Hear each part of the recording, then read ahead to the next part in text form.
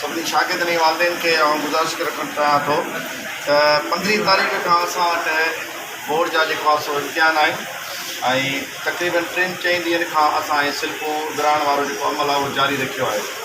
पर हालत इहा आहे त स्टिल असां वटि हींअर बि तक़रीबन 60% खां मथे सिल्पूं आहिनि जेके अञा ताईं पयूं आहिनि ऐं शागिर्दनि जी लापरवाही आहे या वालिदैन जे तरफ़ां उन में इंट्रस्ट न वठण जो रुझान आहे त हीअ सभु शयूं स्टिल अञा ताईं पयूं आहिनि। 15 तारीख़ इम्तिहान आहे ऐं हूअं त आम रूटीन में दादू कॉलेज जे अंदरि ई जेको आहे हिकिड़ो सेंटर हूंदो आहे, उते ॿार खे सिल्प वठण में आसानी थींदी आहे ऐं उहो आराम सां वठंदो आहे। पर जीअं त मेडिकल जो सेंटर दादू कॉलेज जे अंदरि आहे ऐं इंजीनियरिंग जो असां वटि सेंटर आहे उहो जेको आहे सो पायलट हाई स्कूल में आहे।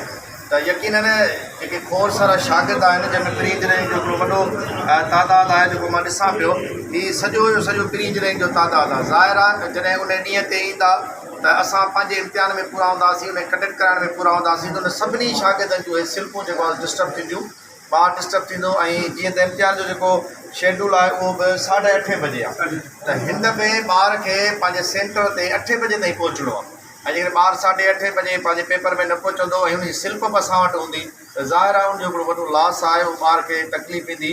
ऐं हिकिड़े ॾींहं में जॾहिं असां 10-15 ॾींहंनि में सभु सिल्पूं नथा विराए सघूं त हिकिड़े ॾींहं में इहे सभु सिल्पूं विराइण नामुमकिन आहे।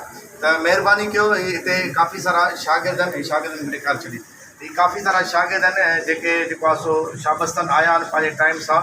पर उहे सभु शागिर्द जेके हीअ सिल्पूं नथा खणी सघनि उहे महिरबानी कयो उनजा वालिदैन असां सां ताउन कनि ऐं पंहिंजूं सिल्पूं टाइम ते खणनि, त उन्हनि जे लाइ ई भलाई आहे।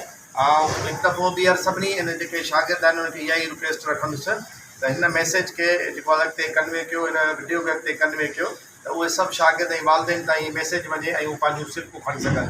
पाकिस्तान ज़िंदाबाद।